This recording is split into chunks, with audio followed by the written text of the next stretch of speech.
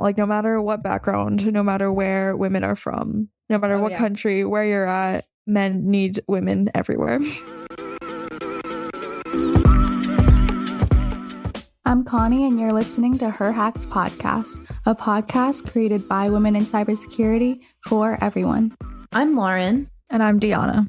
How many of you have had a software job where you go to work and do heads down coding for 8 hours a day, 5 days a week? If anyone listening to this just answered yes, then 1, I am completely envious, but 2, I am also completely shocked because in my experience, a successful software team doesn't just sit at a desk and write code for 8 hours. At a minimum, a team needs code reviews, design sessions, and refinement meetings so that everyone on the team knows the work that needs to be done and they understand the implementation. But a team that does the minimum isn't a team that's flourishing. The best coding teams have great documentation, clear coding standards, a well-defined definition of what done means. They might even have a mentor or a coach for new teammates and fun team bonding activities. There's so much more that needs to be done than heads down coding for 8 hours a day. But what most people don't realize is that someone has to plan and organize all of these extra things. They aren't just something that is spontaneously emerging.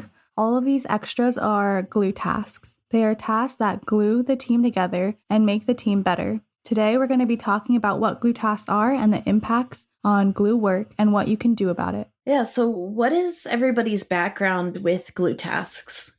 I first heard it when we were discussing, Lauren, you mentioned it in one of our podcast meetings. When you first mentioned it, I immediately related to how much of like the admin work and kind of team bonding that I've seen women do in the workplace. Yeah, I didn't formally like hear about it until you brought it up, Lauren. But as soon as you mentioned it, like Connie, I instantly related to it. I instantly related to like in like past like work experience as well as like even in the classroom, in academic settings since like high school and even in college. It's usually like the girls who are in charge of like taking notes or doing like decorative or like presentation kind of stuff. And it immediately resonated with me, and I'm sure it would resonate with other women.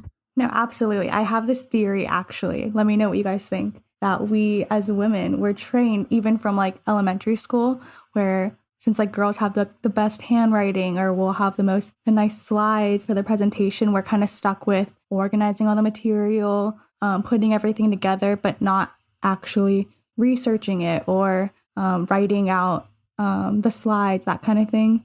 Yeah, no, I 100% agree with you. And I feel like that's kind of a theme that we're going to hit on a lot this episode. And one thing that I found while researching it that really just stuck out to me, and I want to lay it out here so we can always be kind of thinking back to it, but you shouldn't do work because somebody thinks you're good at it. You should do work because you want to do the work and because it makes you happy and you enjoy doing it, even if you're not the best for it. And I think that exactly what you just said, that totally resonates with me, because having the nicest handwriting or being the most organized, like that's somebody saying, we think you're good at this skill, therefore you should do it. And it might not necessarily be what we want to do. So I think that's such a good example and something that we can keep in mind throughout this episode.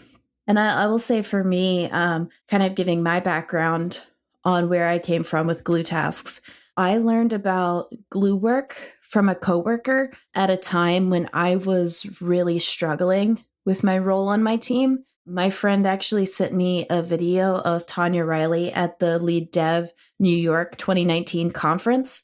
And exactly what you two were just saying, Connie and Deanna, is that as soon as she started talking, it felt like she was talking to me and about me. And since then, I've really tried to read as much as I can, but there's unfortunately not a lot of information about glue work. And so we're going to be drawing pretty heavily on Tanya Riley's talk and the other limited resources that we found that are out there. But we just really thought this was an important concept that we needed to share out with people. So if you have the time, I would also definitely recommend looking up her talk, because she is awesome, and she has a lot more information on it. But we're going to do our best to cover it today and also provide some additional background context. Yeah, awesome. Should we get started maybe with a story that can provide some context to what glue work actually looks like in the workplace? So yeah, let's go ahead and jump into the content. And I think it is a good idea to start with a story just to really, I think it paints a better picture of what glue tasks are. And it's frankly more interesting to listen to this story than have us sit here and be like, glue tasks are X, Y, and Z. So this is a story that we created, and it's not really based off of any one of us in particular. It's more of an amalgamation of our stories and stories that people have shared with us. But we are going to give our character a name so that she's a bit easier to keep track of. A junior developer, let's call her Emily, joins a large tech company right out of college. She spends a couple of years on her first team, and then she decides to switch to a new team. When she joins this team, she realizes that this new team works very differently from her first team. The new team is pretty disorganized. They have a bunch of different code repos. They use a lot of different development tools, and there aren't any onboarding docs or tools to help her get started. As a result, it takes her a while to ramp up because she has to sift through this really complicated domain to understand what she's working on. Emily is starting to feel really dejected and self-conscious about how long it is taking her to deliver work. On her last team, she was able to ramp up really quickly and participate in their weekly team meetings. This new team doesn't have regular meetings, and she's uncomfortable asking her teammates for help because she doesn't want them to regret hiring her onto the team or be too much of a burden. This ramp-up time is totally normal for a new team, by the way, but because it's so different from her past experiences, she's lacking support on her new team, and it's really hitting her hard. Emily has major imposter syndrome and is contemplating quitting when all of a sudden, bam, it finally starts to click and she starts seeing progress in her stories. Her confidence is rebuilding and she starts delivering code, but she keeps thinking about her first few months on the team. Why was it so hard to settle in? As Emily continues to work on her new team, she remembers the weekly refinement meetings that her old team had and decides to organize something similar for her new team. Each week, the team meets and discusses their upcoming technical features, and it gives everyone on the team an opportunity to ask questions. Emily notices that a lot of the same topics keep coming up, so she takes notes and sends out key decisions.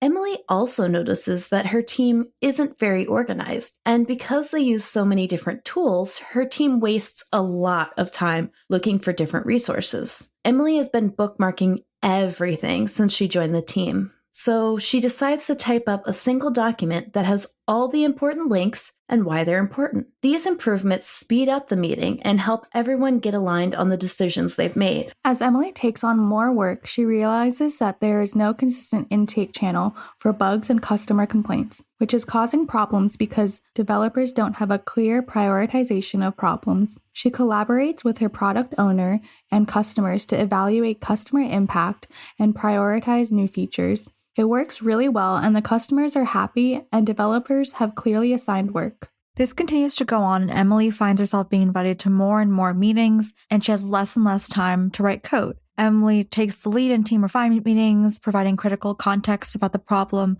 and what they can do about it. She's weighing in with technical solutions and encouraging coding best practices. She's finding potential logic bugs and bringing them forward to the team, but she's not doing the actual implementation work for the problems she's identified.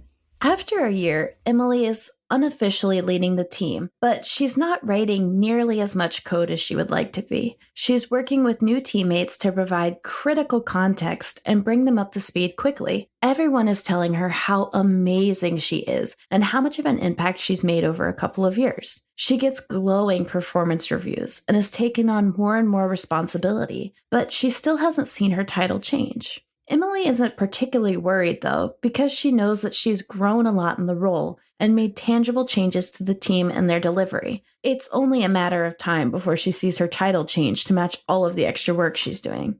So performance management season rolls around, and she looks at the list of promotees and scans the list excitedly, expecting to see her name. Instead of seeing her name, she sees the name of the programmer on her team who always delivers their features. This programmer isn't particularly nice to the customers. In fact, Emily is often picking up the slack for them, and they don't write the cleanest code on the team either.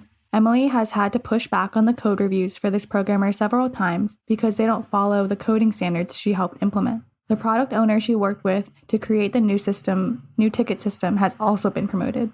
Confused, she goes to her manager to ask for an explanation and is told that she hasn't delivered enough work to be considered for a promotion. She explains how she cut down on team onboarding time, reduced the number of support tickets, and conducted the most design reviews for her teammates. Her team is delivering more than ever, and it's directly correlated to her contributions. Her manager responds, "Sure, but what was your technical contribution?" Again, she's confused because even though she wasn't writing code, she thought she was making a technical contribution.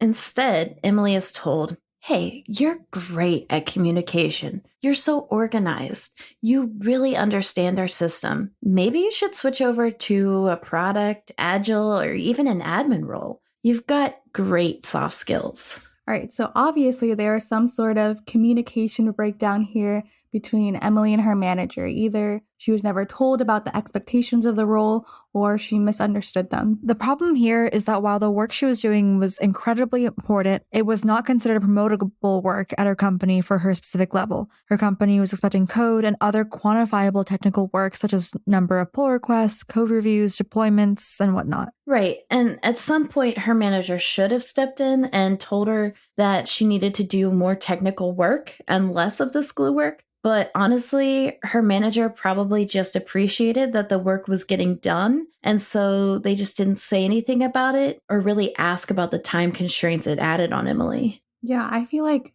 as a new employee too, it's hard to know what you're supposed to do, especially if no one tells you. So I can definitely relate to Emily on that.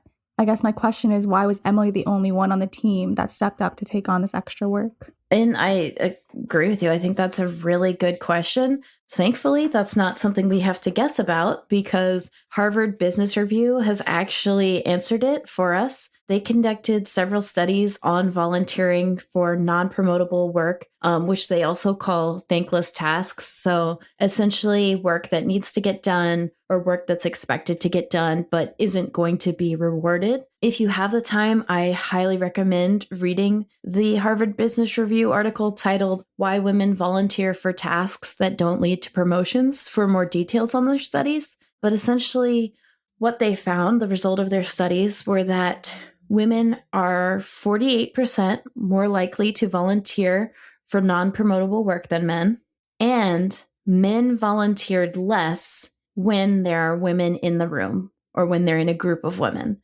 So in all male groups, men were volunteering just fine, but when they put men and women in the same group, the men would wait out the women so that the women would volunteer. That's insane. I feel like I've seen that happen in like group projects where, I'll offer to set up meeting times or offer to take minutes, but seeing it in like a statistic is like kind of shocking. I don't know. Right? This is something, like we said this earlier, but it's something that I've always experienced. I feel like it can go back even to middle school or like late elementary school where the girl was always expected to do all of this kind of admin work, and seeing it like studies done by like big universities like Harvard is just validating like something that I've always just experienced, and I feel like it's something really important to start noting. And I've also in my experience I've always felt like not a team player if I say no. You know what I mean? Like if someone does point you out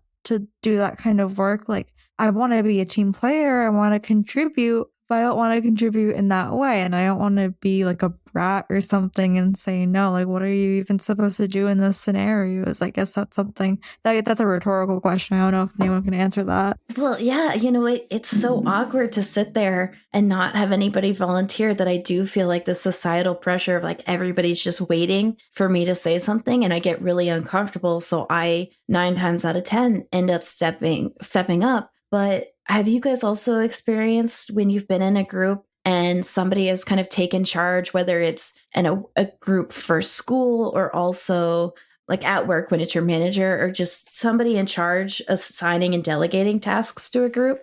Oh, certainly. I've been noticing that like now that I've been thinking about it, and since we first started talking about glue tasks a couple weeks ago, I've been talking about it to my other friends who are interning at other places, and it's been like lighting that fire within them too, of understanding like what's happening. Like one of my friends, she just started doing technical work, and she just started programming for 2 days. So it was the second day of programming, and she had a one-on-one with her manager, and she was specifically told that the manager wanted to see her do more technical work, even though they had only been programming for about 2 days, and her male counterparts hadn't been told the same thing. So I feel like, and then she didn't think of it as any sort of like glue task kind of thing, any sort of like, oh, you're a girl, maybe you want to do more, you want to be singled out for more technical work, or be criticized for not doing enough technical work. But after I talked to her about it, after talking to her about this episode and kind of more about HerHax, she noticed that she just started drawing those connections. So I feel like even having conversations like these, where we start pointing out the things that we've all experienced,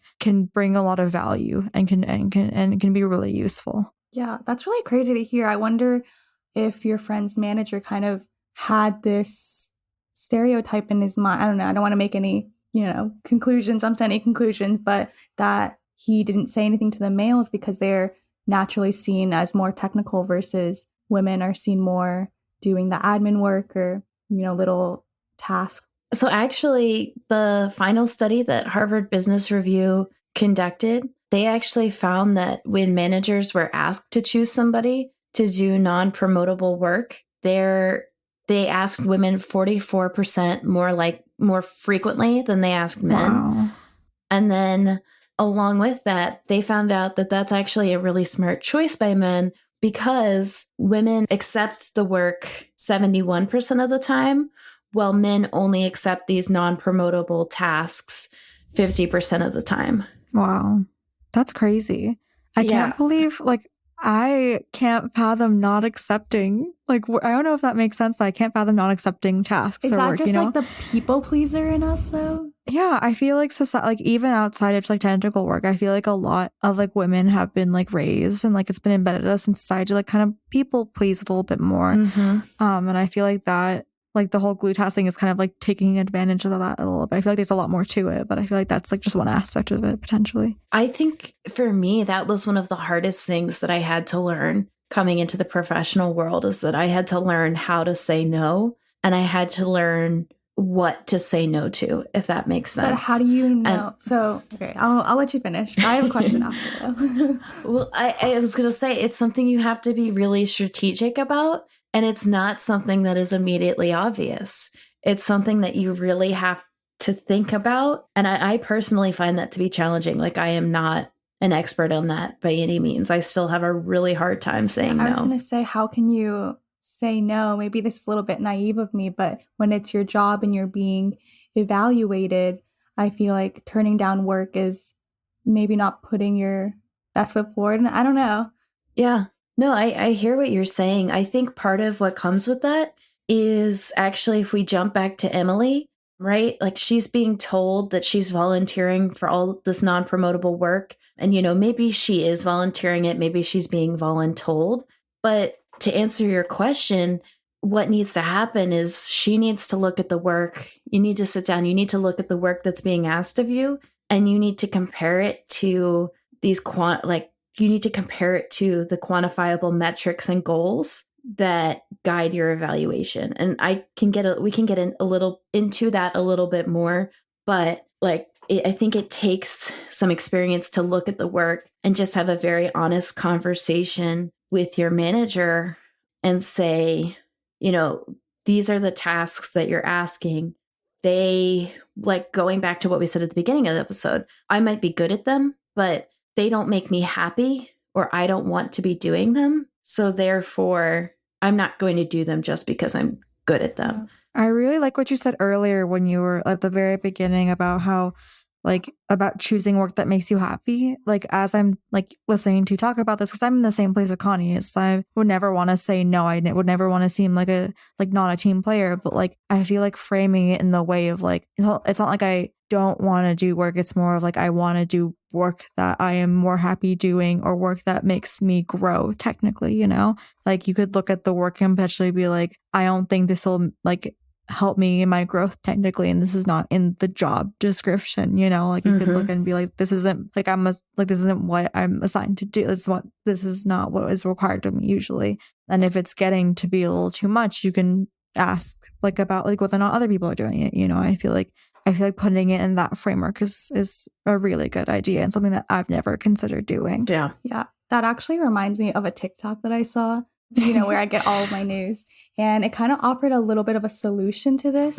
And it was like, say you get, you know, like someone's like, oh, can you offer to set up this meeting or schedule some team bonding activity?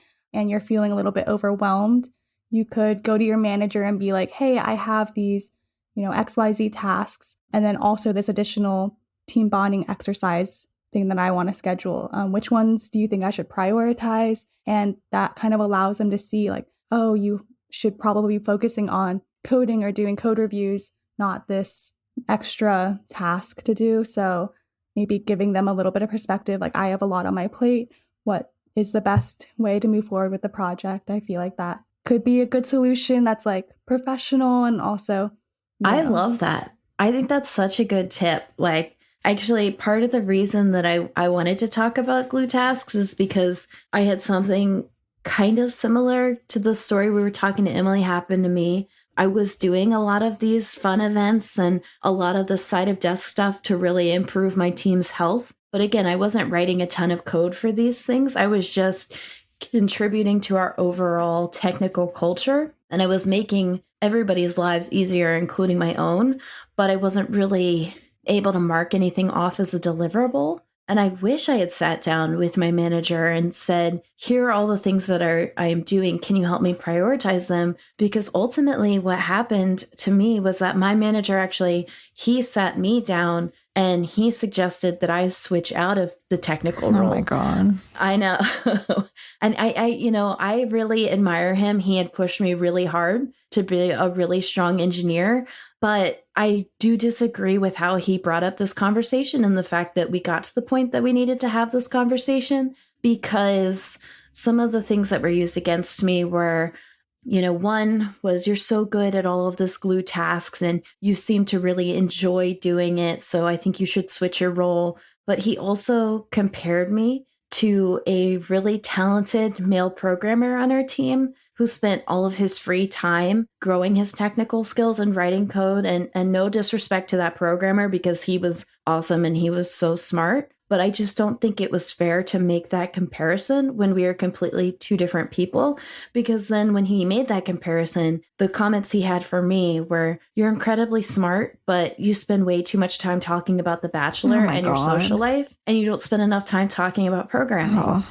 I'm like talk about The Bachelor. Come on. I know. Like, you're a person. You're not always going to talk about programming all the time. If you did, that would make you incredibly boring. Right? And yeah, and it's not like you're talking about it in like a meeting or on work time. Like, you're a professional person. You know when to talk about it. Right. And it's not like I love writing code. One of my favorite things in the world is I'm a freak for unit tests. Like, I find it a personal challenge to get 100% coverage and to get everything to test green. And I love noodling through really complex problems and like trying to figure out essentially how to break the code that I've written. Like, I can nerd out on that, but I'm not going to talk about it during lunch. Of course. Because nobody cares. Like, if it's particularly interesting, sure, I'll share it. Or if I feel like, heck yeah, like I did this awesome thing, I'll brag about it. Don't get me wrong. But nobody wants to listen to me talk about like the work that I'm doing during lunch. Like, I hate that he dissected like what you talk about in your free time, because you're a person. And I feel like there, like, that audacity to even bring up like The Bachelor or something. I feel like there's like definitely some like inner like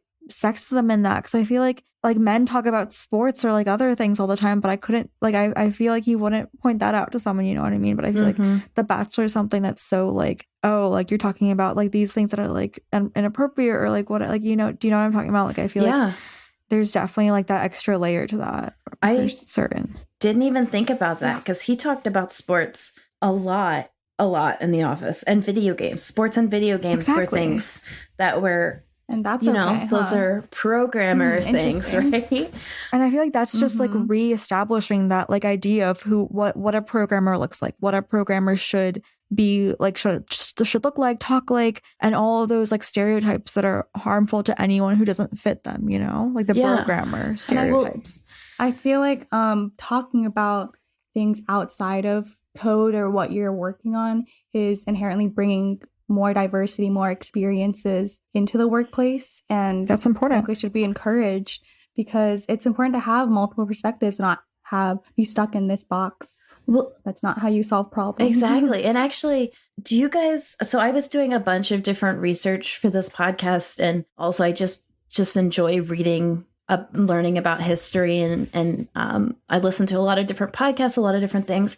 Do you guys know kind of how this male programmer stereotype like was created and where he comes from? No. I would love to hear the origin story of the programmer. Okay, so I'll drop a little history knowledge on you. And I got this from a collection of different sources, but one of the big ones that I got it from was the book Invisible Women. Gosh, not Invisible Lemons. That would be weird. Kind of like a ghost.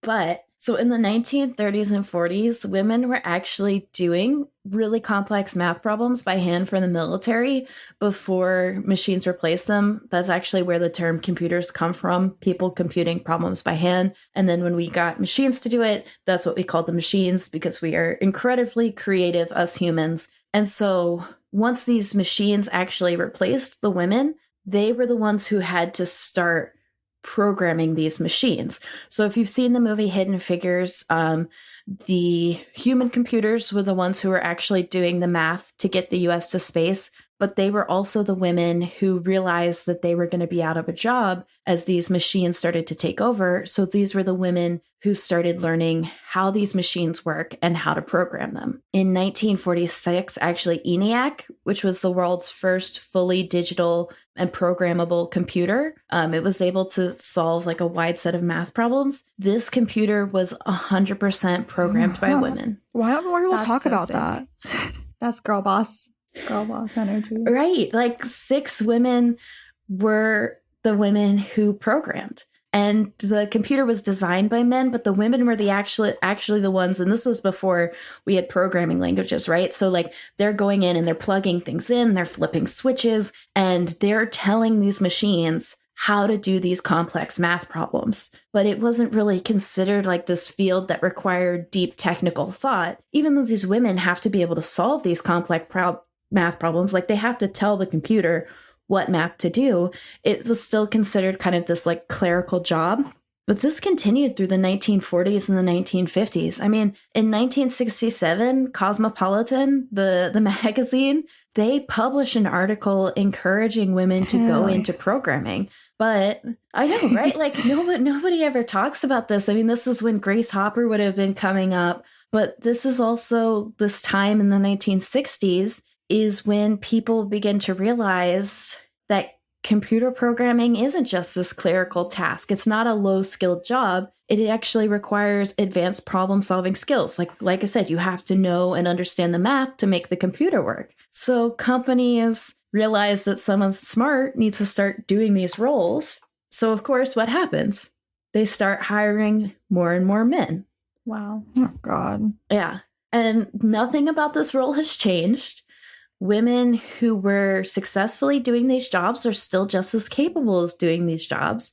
They just start bringing in men. And this is something called the brilliance bias, which the brilliance bias is just this idea that men are more brilliant than women. Therefore, if you have a job that requires somebody to be brilliant to do it, you have to hire a man to do it because they are more brilliant than women.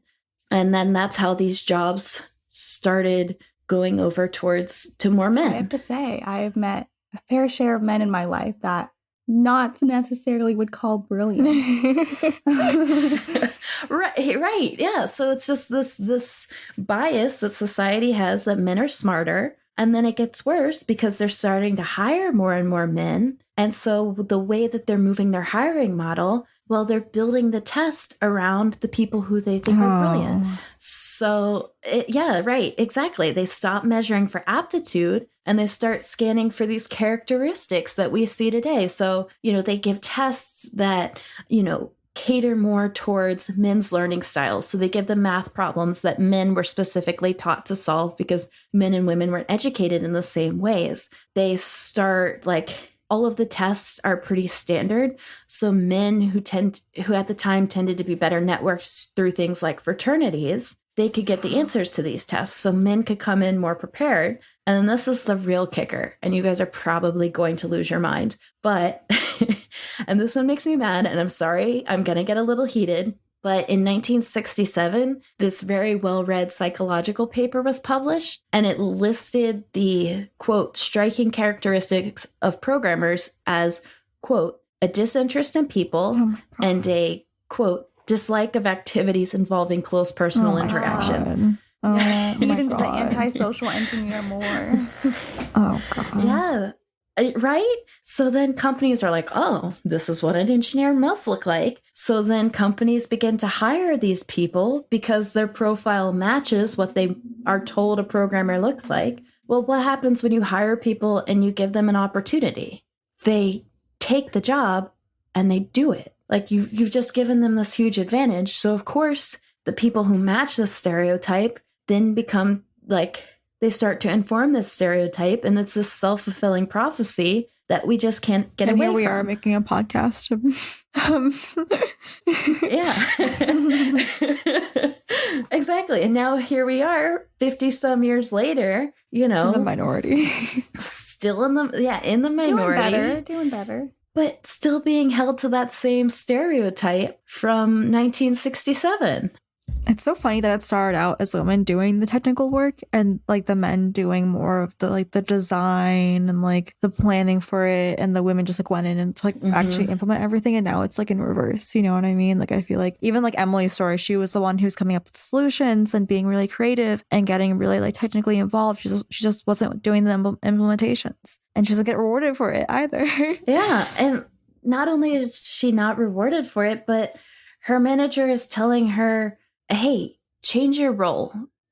Let's not, right? He's not saying, let's, I see value in you. I see potential in you. Let's refocus your energy. He's saying, hey, fundamentally, because you are good at doing soft skills, communication type things, I don't think you are an engineer.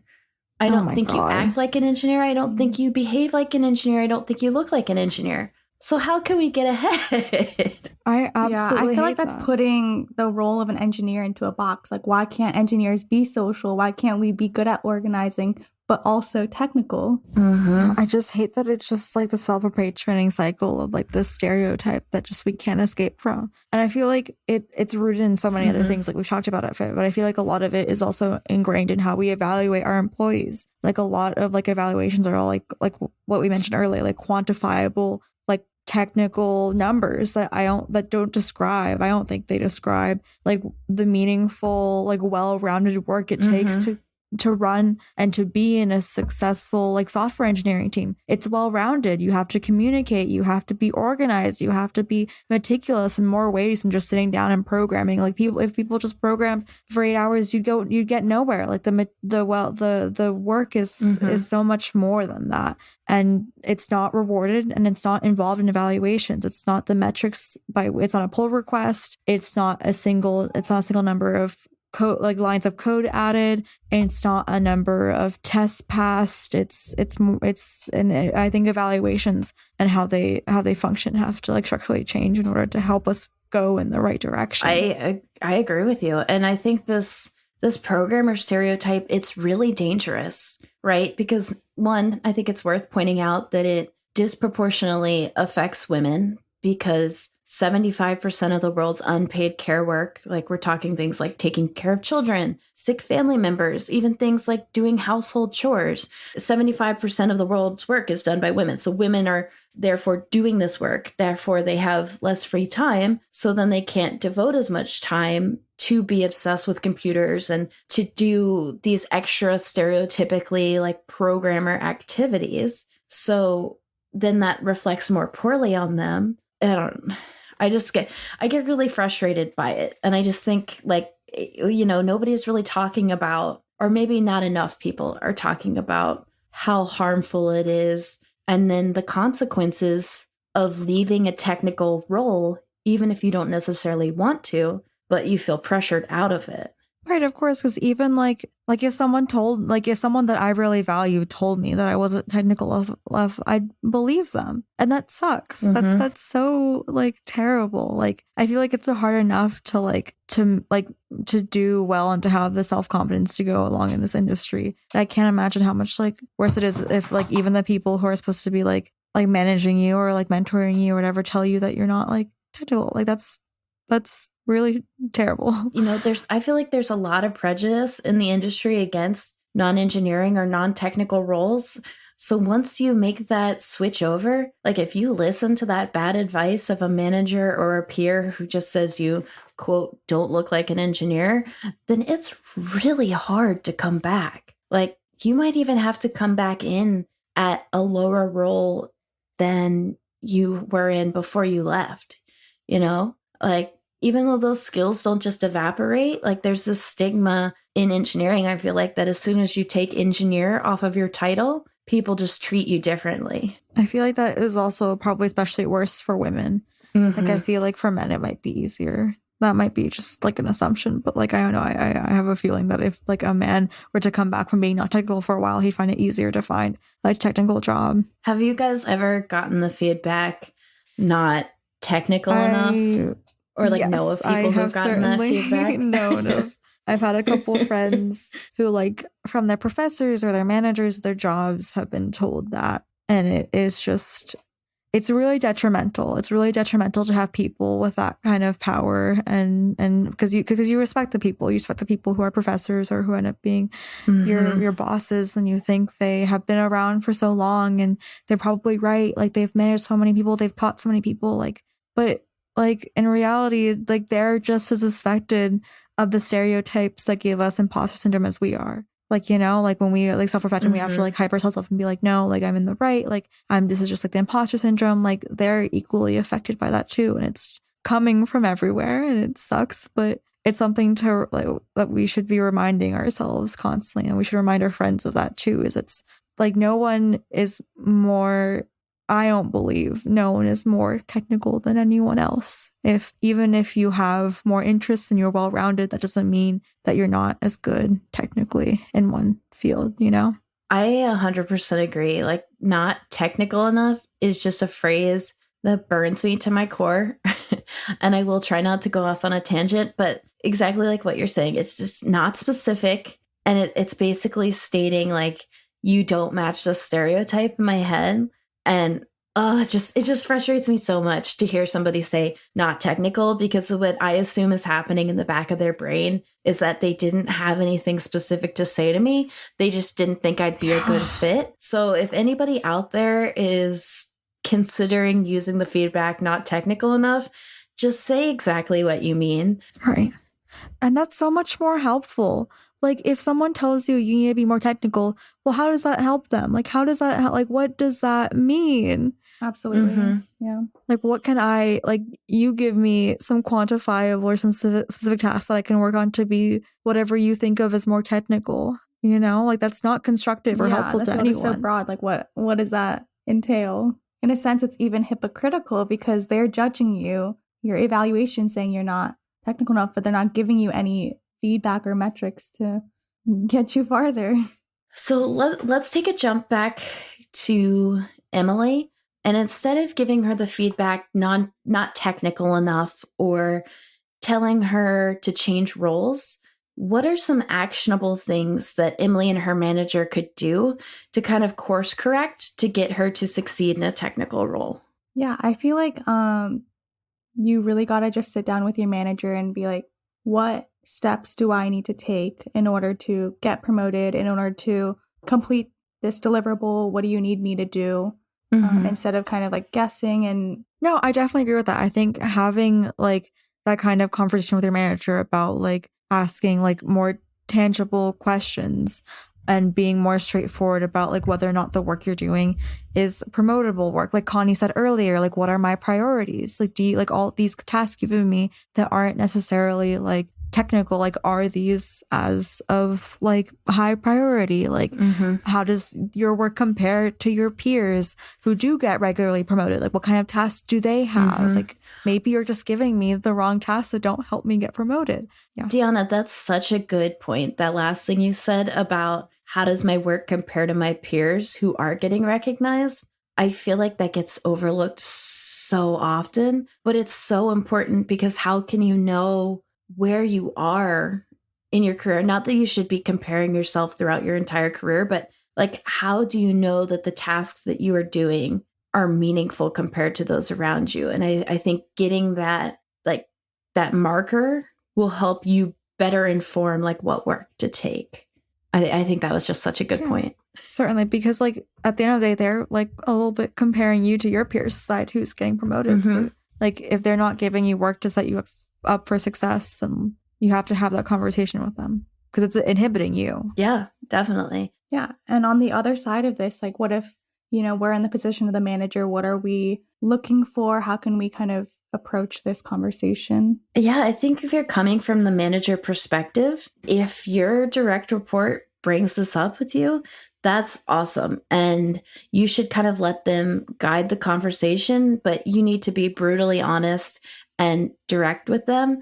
Like I think regardless of which side of this conversation you're on, it's going to be tough because you're in a position where you're going to have to course correct. I feel like generally people who are in the situation of being glue are already high performers. So it shouldn't be too hard to reset those expectations, but you need to be very clear with what those expectations are, and you can't leave any room for ambiguity. And I think you need to help your direct report come up with a plan of actionable steps to give them more promotable work and make sure they understand what that looks like. And if they don't come to you, then you should just initiate that conversation. I don't think any of the rules change other than you've noticed that they're glue and then you step in to kind of course correct. And you know what? It might not bother them that they're glue. They might not be looking for that next promotion, but if they are, they're really going to appreciate you kind of stepping in and helping them because at least in my experience, that's what a manager and my expectations that I have for my manager is that they should be helping to guide your career. And when they notice you get off the track, kind of pulling you back in. And I think another thing that gets overlooked is helping them unburden some of that glue task and helping distribute it more evenly across their teammates. Right. So like you have this conversation with your manager, or your direct report or whoever is above you. What do you do after that? Like what can you do after that conversation? So I think, coming up with that actionable plan is huge. And then if you and your manager decide that doing some of that glue work is still necessary to your job function, I will honestly say the next step is getting a meaningful title. Like even if the work you're doing isn't changing, having that extra title as like technical lead or customer experience lead, like it just changes the way everybody perceives your task. Yeah. Also, it goes into your job description then. You have kind of a reason for why you're doing all these glue tasks instead of doing something that is not required or expected of you. Yeah. And I mean, it gives you a reason to be doing what you're doing. Like I can just share a quick story from my past. And I said quick, but as you guys will soon come to learn, pretty much every story I share, I'll say is quick, but I take much too long to tell it. That's one of my crowning personality traits is that I give more context than is needed. But for me, my experience with this is right at the beginning of the pandemic. My team went fully remote, and we had 3 really influential people leave on my team within 6 weeks of each other. My product owner left, my scrum master left, my tech lead left, and March or April of 2020 was already incredibly chaotic. So it was just like, nobody knew what was happening with the world. It was just a complete, like, you didn't know what was happening with your life. You didn't feel safe. And then my company, on top of that, instituted a hiring freeze. So we couldn't bring anyone new in to fill our open roles. So then we started sharing resources. We started sharing a product owner. We started sharing a scrum master. So we didn't have anybody's one like fully focused attention on my team. And because of that, I feel like things were starting to slip through the cracks. Now, I wasn't the most experienced person on my team. I hadn't been in the industry the longest, but I had been on my team the longest and I had a lot of context. So I kind of slid unofficially into this tech lead role for my team and I started taking on more and more responsibility. But I felt like I constantly had this pit in my stomach because I was worried that my teammates would think about me like jumping in and taking over without being asked to was me like stepping out of line, right? Like I thought people would just assume that I thought too much of myself or whatever, right? Like I was just super nervous about the way that my teammates were perceiving me. And as a result of that, like I just had this anxiety all the time. I thought about every move I was going to make a zillion times before I did it. And then on top of that, doing this extra side of the desk work was eating into my personal development time. So I wasn't able to like deliver as much as I had in the past. And I felt really stressed because I was just worried that I wasn't presenting myself in the best light. And I also was having a really hard time being included on emails and meetings, which regarded my team because I was essentially leading the team, but I wasn't the one who was being CC'd on all of the communications. It was another guy on my team who wasn't doing nearly as much as I was at the time. And I remember at one point basically breaking down in a one-on-one with my manager because I didn't understand like why I was being excluded from this communications, even though I was doing a lot of the work. You know, I kept asking myself these questions like, am I being excluded because people don't know that I'm doing this work? Or do they doubt that I'm smart enough to do this work? Like, am I lacking an official title because they're just waiting to replace me? And I think in a lot of ways, actually, that summer of doing this work unofficially really broke me because I was just consistently doubting myself. I was doubting my judgment and I was doubting my abilities. And even though come to find out, after a really honest conversation with my manager, I was doing these responsibilities really well, but I had just internalized this and I had put a lot of this pressure on myself and I hadn't told anybody about it. And I had to have a really honest conversation with my manager, who is awesome. She is like a work mom. And that's when I realized like how much I had hidden and how much I felt the need to prove myself, but also was consistently doubting myself. And after having this honest conversation with her, we decided that giving me the official title, I had earned it. And that's what I kind of needed to make myself feel better. And I know it sounds silly, but after I got that official title and it was like officially announced, I felt so much better because it told others that I belonged, but it also affirmed to me that I deserved to be there and that the work that I was doing wasn't going unrecognized and that I should continue to be doing that work. So kind of all of that to say, like, you know, the title, while it might seem kind of trivial, it can be really important and affirming, even if it doesn't appear that important from the outside. Yeah, absolutely. I feel like it even like validates you and your work a little bit more. It just it's so unfortunate because at the end of the day it ended up making you question yourself and your own beliefs and like how you perceived yourself. And I feel like that is really like draining and really like just exhausting to kind of have to go through, and it affects like how you like it bleeds into even like your personal life and like a lot of just it can consume you a lot. So that is really like just unfortunate and like terrible that you had to kind of go through that. And I'm glad you're sharing this with us now so we can like us or like me and Connie and like the listeners can like learn and like remember like to not question ourselves like that and to, like to ask for like a change in title because that can make all of the difference. Definitely. I mean, I feel like too as women we spend so much energy having to justify to others why we're present. Like if somebody looks at a man in an engineering room, like they don't assume that they're the scrum master or they're the product owner. Like they assume that that man is there to code. But with a woman, you have to like, I don't know if you guys feel this pressure, but I feel it all the time. And a lot of my coworkers have described it to me as well. It's like, you have to go in and kind of lay your credentials on the table and say like, I'm a developer, I'm here to write code. Right.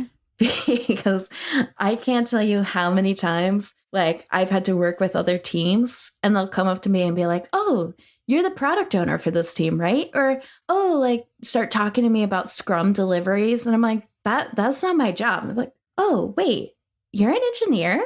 And it's like,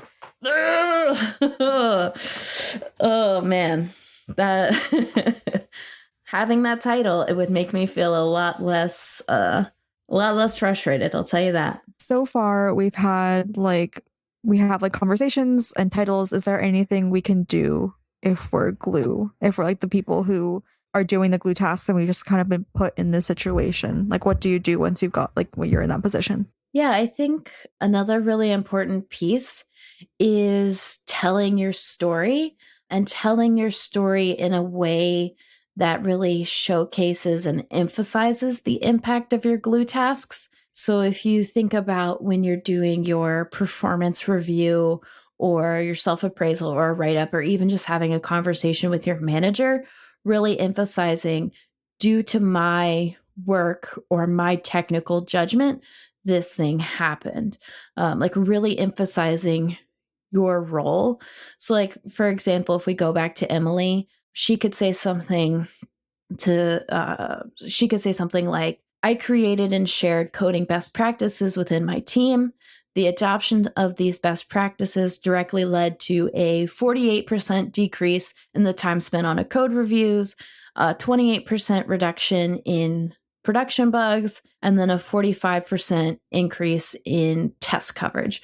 And that gives each developer on the team 3 hours more a week to spend on feature work. Like something like that really says, because of this, here are the outcomes, and here's why you, boss, manager, whoever, should care.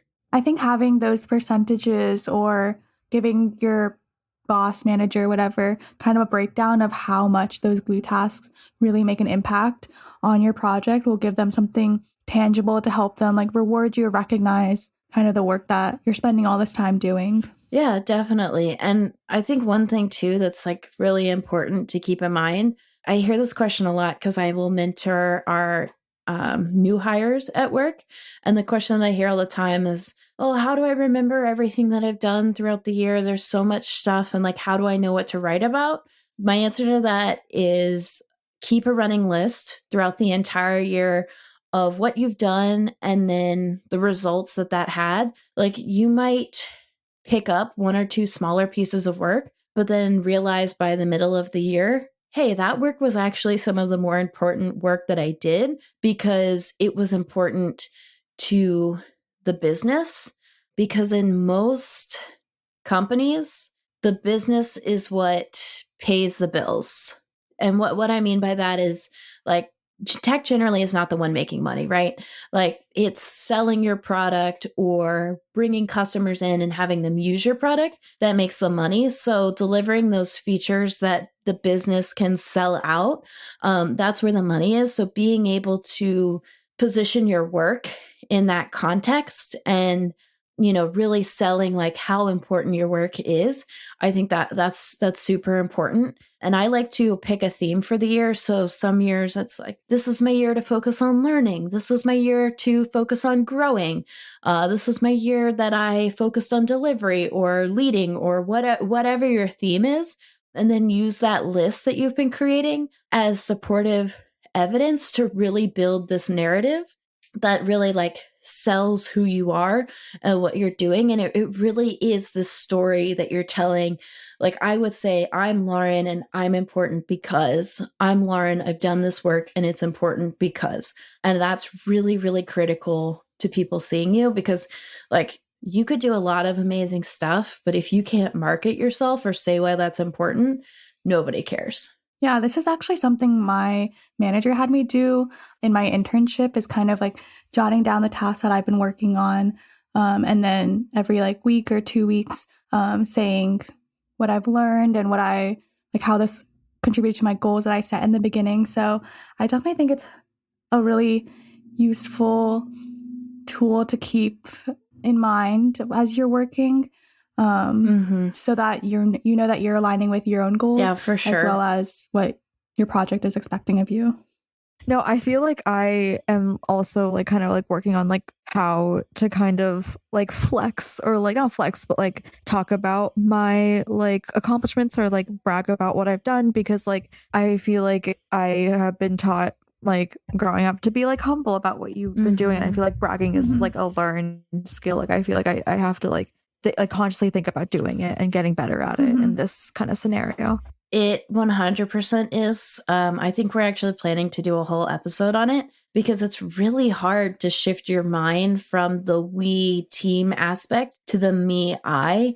But it's really important when you're telling the story about yourself to use first person tone, because that's your opportunity to brag on yourself. And it's going to feel really weird, and it's going to feel like, no, we did this as a team, and why am I taking the credit for you, or taking the credit for it? But at the end of the day, it's all about you and what you're doing. It's your career. So you do have to put the spotlight back on yourself, which, if you're like me, I 100% hate to be in the focus of the spotlight, but it's something that you've got to do to get yourself where you want to go and to really grow your career and push yourself forward. All right. So what happens if we just like worst case scenario, like what happens if you're doing all these tasks, glue tasks, but still not getting recognized? So at that point, I say just stop doing them until you get promoted. Really? Yeah. I say stop entirely. And I know you're like, what? And it's going to hurt your soul a little bit.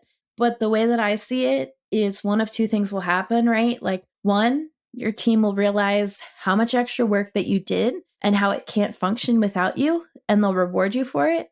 Or two, you'll get all of your extra time back, and you'll only be doing promotable work because you're not taking on all of these glue tasks. So then your team's going to recognize you, and you'll get promoted because you're doing the work you're doing that promotable work. I guess that makes sense. Yeah, it's just, it feels weird. I think it's like a hard thing to like, it's like easy to say, but then it's like someone's got to do it, you know? Because you want to be like a team player, but now you feel like you're not going to be one. Oh yeah. I will say like it's hard. It hurts a little bit, especially if you enjoy doing these activities, or like, I don't know about you guys, but I'm really bad at micromanaging. So when I see somebody doing something wrong, it's really hard for me to not step in. But you got to just do like that clean break. You've got to just say, you know what, not doing it, not stepping in, and just like go against your better judgment and just watch the chaos around you happen. Girl boss. Like sometimes, right? Like sometimes it's almost better to watch everything crash and burn when your hands aren't in it, because then you know, okay, look, it's like a validating thing. Right. It's like, look how awesome this is going with me, and then without me, the whole team falls apart. So it's not the best feeling, but it gets the point across for sure. Oh, yeah. So I guess what can we take away from this podcast?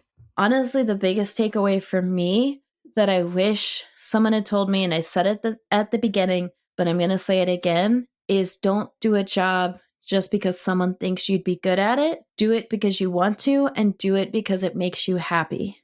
Like, don't let somebody bully you into something just because you have good communication or you have good handwriting. If you don't want to be the one taking the notes and sending out the emails, don't take the notes and send out the emails.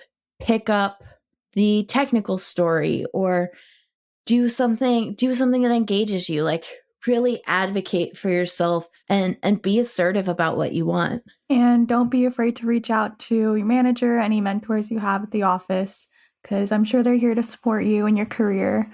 You just have to speak up about it. And I think because this is something people don't really talk about, it's not something most managers will have a vocabulary for. So I think also bringing this up to them and saying, hey, like, have you heard about this concept of glue tasks? Well, let me tell you about it a little bit and tell you why I think it applies to me and why this is hurting me.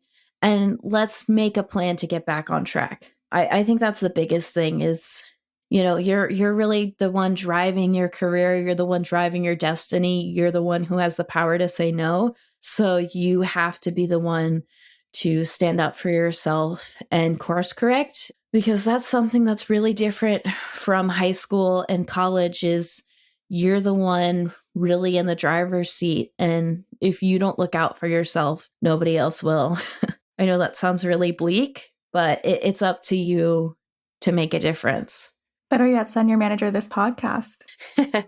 Yes, send this to your manager. And then while you're doing that, go ahead and follow us on social media so you can stay up to date with all of our different content. We are on Twitter, Instagram, and TikTok at HerHax Podcast. And we're still a relatively new podcast. So if you enjoyed today's episode, please leave us a review and let us know. We would love to hear from you. Thank you so much for listening. Go out there and be great.